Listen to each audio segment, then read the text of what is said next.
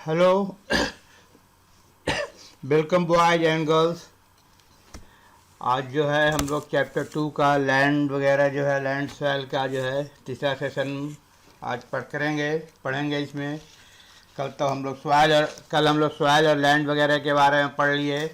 आज पढ़ेंगे कि सॉइल का कंजर्वेशन कैसे किया जाता है और किस तरह से जो है सॉइल जो है मिट्टी जो है हमारा डिग्रेड होता है, इसके बारे में आज हम पढ़ेंगे। तो soil erosions and depression are the major threats to soil as a resource. हम लोग जानते हैं कि मिट्टी जो है एक संसाधन है, रिसोर्स है। इसका अगर क्षरण होता है या इसमें किसी तरह का ह्रास होता है तो ये आज के युग में आज के लोगों के लिए बहुत चिंता की बात हो गई है कि बहुत तेज़ी से मिट्टी का क्षरण हो रहा है, मिट्टी का क्वालिटी ख़राब हो रहा है। इसके लिए जो है बहुत human and natural factors can lead to degradation of soil. इसके लिए मनुष्य भी और प्रकृति भी जो है दोनों रिस्पॉन्सिबल है इसके क्षरण के लिए, इसके डिप्रेशन के लिए। क्या क्या फैक्टर है उसमें जिसके चलते ये होता है? Factors which lead to soil degradation और डिफॉरेस्टेशन। ये जो है डिफॉरेस्टेशन मतलब हम लोग जंगल की कटाई करते हैं, ज़्यादा से ज़्यादा खेती बाड़ी के लिए जगह चाहिए, रहने के लिए घर चाहिए, जिसके लिए हम लोग जो जंगल को काट के समतल बना ले रहे हैं और अपना वहाँ अपने उपयोग में ले आ रहे हैं। दूसरा हम लोग क्या है, हम लोग के द्वारा जानवरों को ओवर ग्रेजिंग करा दिया जा रहा है। जानवर का जो है घास वगैरह जानवरों के द्वारा ज़्यादा उसका उपयोग कर लिया जाता है। और तीसरा overuse of chemical fertilisers और पेस्टिसाइड। हम लोग खेती बाड़ी में आजकल खाद और कीटनाशक बहुत तेज़ी से और बहुत मात्रा में डाल रहे हैं ताकि ज़्यादा से ज़्यादा उपज हो। तो ये तीन चीज़ जो है ये मनुष्य के द्वारा जो हो गया, ये फैक्टर जो है, ये तीन factor deforestation, overgrazing, overuse of chemical fertilisers और पेस्टिसाइड, ये मनुष्य के द्वारा किया जाता है ये। और प्रकृति के द्वारा क्या? रेन वाश, पानी बहुत तेज़ी से बढ़ रहा है तो मिट्टी बह जाती है। लैंडस्लाइड हम लोग पढ़े थे, भूस्खलन कैसे जो है मिट्टी धंस जाती है। और फ्लड भी जानते हैं, बाढ़ आती है, जब बहुत वर्षा हो गया तो बाढ़ आता है। तो ये तीन फैक्टर मनुष्य के द्वारा, तीन फैक्टर जो है प्रकृति के द्वारा है, जिससे कि हमारा मिट्टी का जो है डिप्लेशन होता है, इरोजन होता है। अब इसको हम लोग कैसे कंजर्व करेंगे, कैसे बचाएंगे, इसके बारे में पढ़ेंगे। लेकिन उसके पहले एक इम्पॉर्टेंट एक्टिविटी है, उसके बारे में कम से कम जान लीजिए कि सॉइल कितने तरह का होता है। सॉइल एल्यूवियल हो सकता है, ब्लैक हो सकता है, रेड हो सकता है, लेटराइट हो सकता है, डेजर्टिक हो सकता है और ये माउंटेन सॉइल हो सकता है। इतना तरह का सॉइल जो है हमारे यहाँ विश्व में पाया जाता है, हमारे देश में भी आपको ये मिलेगा। आइए देखते हैं क्या क्या सॉइल कंजर्वेशन का क्या नियम है, कैसे किया जा सकता है। तो पहला हम लोग करते हैं मल्चिंग। मल्चिंग क्या होता है? मल्चिंग जो है मल्चिंग यह है कि the bare ground between plants is covered with layer of organic matter like a straw. जो भी परती ज़मीन है, खुला हुआ ज़मीन है, उसको जो है हम लोग घास फूस से ढक देते हैं। जो पेड़ पौधे का पत्ती वगैरह गिर गया या जो सब सल उड़ गया, उस सब ऑर्गेनिक मैटर से उसको ढक दिया जाता है। तो इससे क्या होता है कि मिट्टी का जो है मॉइस्चर नहीं समाप्त होता है। मतलब अगर कितना भी कड़ाके का धूप हो लेकिन ये ढका हुआ है मिट्टी, तो इसकी नमी जो है इसमें बरकरार रहती है, समाप्त नहीं होती है। दूसरा तरीका है कंटूर बैरियर। इसमें क्या करेंगे हम लोग? Stone, ground soils are used to build barriers along contour. जो भी जमीन का रूप रखा है उसमें छोटे छोटे पत्थर, घास, मिट्टी वगैरह ये सब बना दिया जाता है बैरियर के साथ, रोक के लिए, अवरोधक के साथ, जिससे कि जो है मिट्टी का क्षरण नहीं होता है। इसका एक और उपाय इसमें कह रहा है कि trenches are made in front of the barrier to collect water. बीच बीच में जो खाई के साथ छोटा छोटा बना दिया जाता है ताकि पानी अगर ऊपर से आ रहा है तो खाई में जमा हो जाए और मिट्टी आगे जाकर बहकर नहीं जाए। तीसरा उपाय है आपका रॉक डैम। रॉक में क्या करेंगे? Rocks are piled up to slow down the flow of the water. छोटे छोटे पत्थर को, टुकड़ा को या बड़े पत्थर को एक जगह ढेर लगा दिया जाता है ताकि जो है मिट्टी पानी के साथ बहकर नहीं जाए। This prevents gullies and further soil loss. इससे जो है छोटे छोटे जो बरसाती नाला बन जाता है वो बरसाती नाला नहीं बनेगा और आपका मिट्टी बच जाएगा। कुछ फिगर यहाँ पर है 2.5 टेरेस फार्मिंग, देखिए कैसे जो है बनाया गया है। दूसरा देखिए कंटूर प्लान कैसे है, उसका पिक्चर आपको दिखा रहा है। अब आइए टेरेस फार्मिंग क्या होता है इसके बारे में पढ़ते हैं। टेरेस फार्मिंग है these are made on the steep slope. ये जो है बहुत तीखी ढलान पर इसको बनाया जाता है कि so that flat surface are available to grow crop, ताकि जो है समतल ज़मीन है वहाँ पर क्रॉप वगैरह उगाया जाए। आप किसी पहाड़ी एरिया में चले जाओ तो आप यहाँ देखोगे किसी तरह से लोग वहाँ पे खेती बाड़ी करते हैं। बीच बीच में समतल जगह बना लेते हैं पहाड़ को काट काट कर, और अपना वहाँ जो है अनाज वगैरह जो उनके सीजन में अनाज होता है उसका वो पैदावार करते हैं। इससे क्या होता है, they can reduce surface run of and soil erosion. इससे मिट्टी का क्षरण भी नहीं होता है और हमारा जो है पानी वगैरह जो है चला जाता है, लेकिन मिट्टी हमारा बर्बाद नहीं होता, घटता नहीं है। दूसरा तरीका है इंटरक्रॉपिंग, मतलब आप अलग अलग तरीके का अनाज लगा कर, चावल लगाया क्या, गेहूँ लगाया, जौ लगाया, जो भी है अलग अलग सीजन में अलग लगाया जाता है। इसमें क्या होता है, different crops are grown in alternate rows and are sown at different times, अलग अलग to protect the soil from rain wash. इसके लिए जो है अलग अलग समय पर अलग अलग रो में अलग अलग तरह का फसल लगा दिया जाता है। इससे क्या होता है कि मिट्टी खाली नहीं रहता है, पानी अगर आता भी है तो उसमें पौधा लगा हुआ रहता है, आपका जो है मिट्टी नहीं पानी के साथ जाएगा, बहेगा। तो इससे हम जो है मिट्टी को, सॉइल को बचा सकते हैं। उसके बाद आइए कंटूर प्लानिंग क्या है। इसमें हो रहा है planning parallel to the contours, जो भी रूपरेखा वगैरह बना दिया गया उसका समतल जो है पैरेलल जो है आपका समानांतर जो है इस तरह का जो हलवार होता है, खेती बाड़ी शुरू किया जाता है। ये भी कहाँ आप पाएंगे, ये पहाड़ी इलाके में पाएंगे। ये आप कहाँ पाएंगे, ये पहाड़ी इलाके में पाएंगे। इससे भी जो है पानी आपका मिट्टी के साथ तो जाएगा, कम मिट्टी जाएगा। शेल्टर बेड्स क्या है, in the coastal and dry regions rows of tree are planted to check the wind movement to protect soil. अच्छा, ऊपर हम लोग कंटूर प्लानिंग था, इसका जो फिगर 2.6 से देखिए कैसे किस तरह से बनाया गया है मिट्टी को बचाने के लिए।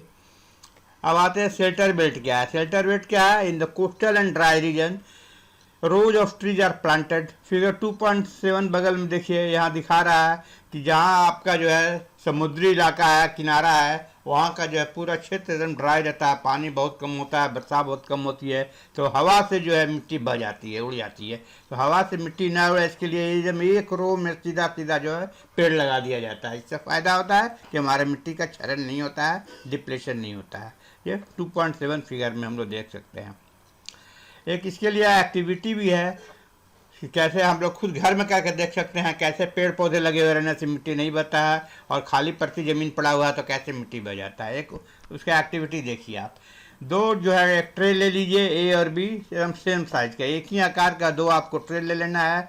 सब में 6 जो है छोटा छोटा सुराख कर दीजिए दोनों ट्रे में, और उसके बाद दोनों में मिट्टी भर दीजिए। मिट्टी की मात्रा समान होनी चाहिए, ज़्यादा नहीं कि एक में कम एक में अधिक, सो नहीं, दोनों में मिट्टी बराबर बराबर होना चाहिए। अब कह रहा है कि जो है leave the soil in tray A bare, एक सॉइल जो है एक जो जिसमें ए वाला जो है हमारा ट्रे है उसमें जो है मिट्टी भर दिए हैं, उसको छोड़ दिए, उसमें कुछ नहीं लगाते हैं। दूसरा ट्रे जो है बी है, उसमें हम थोड़ा घास बो देते हैं, और कुछ दिनों के बाद जब उसमें घास आ जाता है तब हम अपना एक्सपेरिमेंट करेंगे क्या होना है। कह रहा है कि अगर ग्राम फ्यू सेंटीमीटर ऊंचा हो गया तब क्या कहते हैं, place both the trays in such a way that they are on a slope, थोड़ा सा उसको ऊंचा करके रख दें कि ताकि जो है स्लोप ऐसा बन जाए, पानी डालने पर पानी उसमें बाहर निकल जाए। अब कह रहा है कि pour 1 mug of water from the same height into trays, दोनों पर जो है एक एक मग पानी सेम ऊंचाई से गिराइए, और जो छेद है छेद के द्वारा नीचे पानी को कलेक्ट कीजिए किसी बर्तन में। तो आप क्या पाते हैं, सो देखिए। आप देखेंगे कि जिसमें आपका घास लगा हुआ है उसमें कम मिट्टी आया है, और जिसमें कुछ नहीं लगा हुआ उसमें ज़्यादा मिट्टी आता है। आप लोग ये चाहें तो घर में करके देख सकते हैं क्या आपको जो है मिट्टी रहने से और घास फूस रहने से या पेड़ पौधे रहने से कैसे मिट्टी को बचाया जा सकता है। आइए थोड़ा वाटर के बारे में पढ़ते हैं। अगला चीज़ जो है सबसे ज़रूरी चीज़ है मनुष्य के लिए, जल। Water is a vital renewable natural source. हम लोग पढ़े हुए हैं कि ये प्राकृतिक संसाधन है जल, इसको रिन्यू किया जा सकता है, नवीनीकरण किया जा सकता है। 3/4 of the earth surface is covered in water, पूरे पृथ्वी पर का 3/4 हिस्सा जो है 75% लगभग जो हिस्सा है पानी से, जल से घिरा हुआ है। It is therefore appropriately called the water planet, इसीलिए जो है पृथ्वी को कभी कभी वाटर प्लैनेट भी बोला जाता है। It was in the primitive oceans that life began almost 3.5 billion years back, करीबन 3.5 करोड़ जो है या 3.5 अरब जो है साल पहले जो है समुद्र में जो है धीरे धीरे जीवन का शुरुआत हुआ, और अविकसित था, पूर्ण रूप से विकसित नहीं था। अब क्या हो रहा है, even today the oceans cover 2/3 of the earth surface and support A rich variety of plant and animal life. आज जो है हमारा जो है आज के दिन में समुद्र जो है 2/3 हिस्सा ज़मीन का जो है पृथ्वी का हिस्सा जो है समुद्र के द्वारा घिरा हुआ है ओशियन कवर से। और जो है इसमें हम लोग क्या पाते हैं, विभिन्न प्रकार के जीव जंतु, पौधे वगैरह उसमें हमको प्राप्त होता है, मिलता है। Ocean water is however saline and not fit for human consumption. ये जो समुद्री पानी खारा होता है इसको हम लोग उपयोग नहीं कर सकते हैं। तो अब क्या हो रहा है, fresh water account for only about 2.7%। शुद्ध पानी, साफ पानी जो है मात्र जो है 2.7% है, जितना कि जल अवेलेबल है। 3/4 हिस्सा जल से भरा हुआ है, लेकिन सभी का सभी पीने लायक नहीं होता है। उसमें भी पीने लायक भी जो है 2.7% काम करने लायक है। Nearly 70% of this occurs as ice sheets and glaciers in Antarctica, Greenland and mountain region. अब इसमें जो है ये जो 2.7% जल है, इसमें 70% जो है कैसे मिलेगा हमको, बर्फ के छोटे छोटे चादर में मिलेगा, या ग्लेशियर जो होता है आप देखेंगे पहाड़ी इलाके में या अंटार्कटिका वगैरह में जो है पहाड़ जो है स्लिप कर रहा है, ढुलक रहा है, चटाई से ऊपर से नीचे आ रहा है, पानी का जो है बर्फ़ जो है एकदम चट्टान ऐसा आता है वो बहते रहता है, उसमें मिलता है। या पहाड़ी इलाके में भी हम इस तरह के देखते हैं कि जाड़े के दिनों में बर्फ़ जम जाती है, गर्मी के दिनों में धीरे धीरे पिघल रहा है, तो वो पहाड़ के ऐसा लगता है पहाड़ भी धीरे धीरे खिसक रहा है।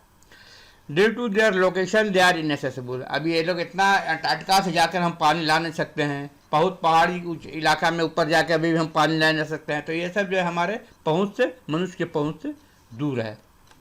तो अब क्या कह रहा है इसमें, कह रहा है कि only 1% of the fresh water is available and fit for human use. अब 2.7% में भी जो कह रहा है कि मात्र 1% फ्रेश वाटर है जो हम लोग के लिए पास अवेलेबल है, उसका हम जो उपयोग कर सकते हैं।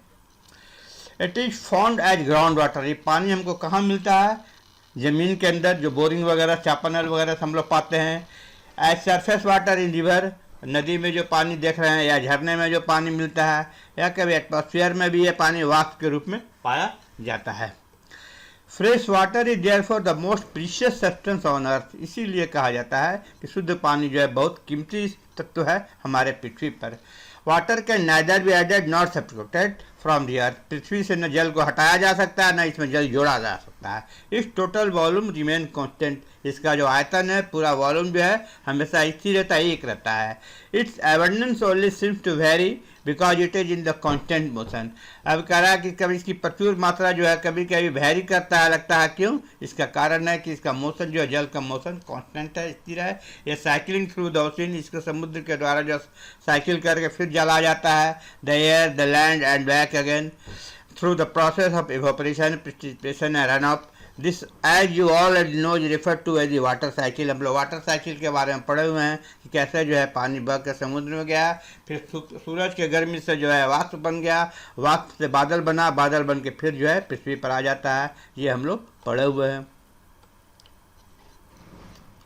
Human use huge amount of water not only for drinking and washing but also in the process of production। मनुष्य के द्वारा जो है पानी का उपयोग, जल का उपयोग सिर्फ पीने और नहाने वगैरह के लिए नहीं होता है, प्रोडक्शन वगैरह के लिए भी होता है, खेती बाड़ी के लिए भी होता है, और इंडस्ट्रियल यूज भी होता है। वाटर फॉर एग्रीकल्चर, हम लोग खेती बाड़ी के लिए पानी का जरूरत चाहिए, कल कारखाना में पानी का जरूरत चाहिए, बिजली के उत्पादन के लिए पानी चाहिए, डैम में पानी को रिस्टोर करके रखना होता है ताकि जो है हम पानी से द्वारा जल का, विद्युत का उत्पादन कर सके। ये सब चीज़ है जहाँ की पानी की आवश्यकता होती है।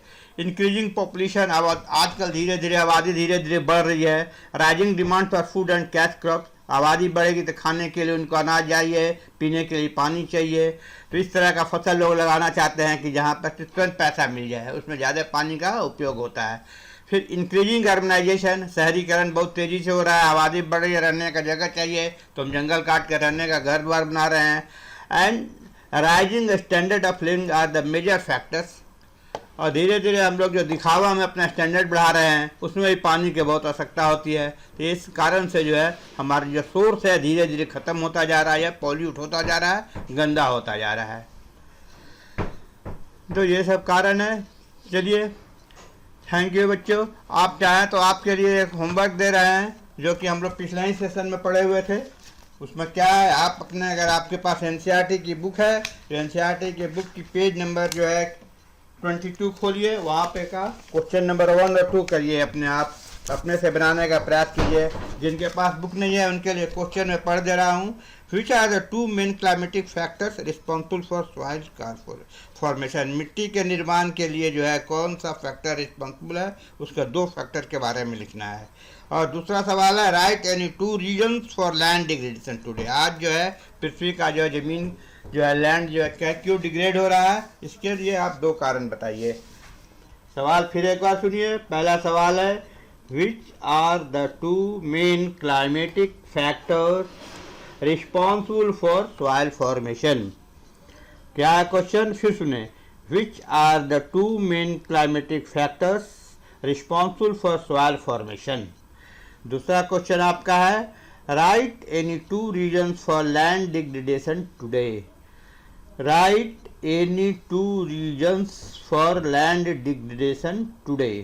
क्या पढ़े हम, write any two reasons for land degradation today. ये दो सवाल आप बनाएं, यही आपका होमवर्क हो गया। बाकी फिर हम लोग बाद में पढ़ेंगे। Thank you once again.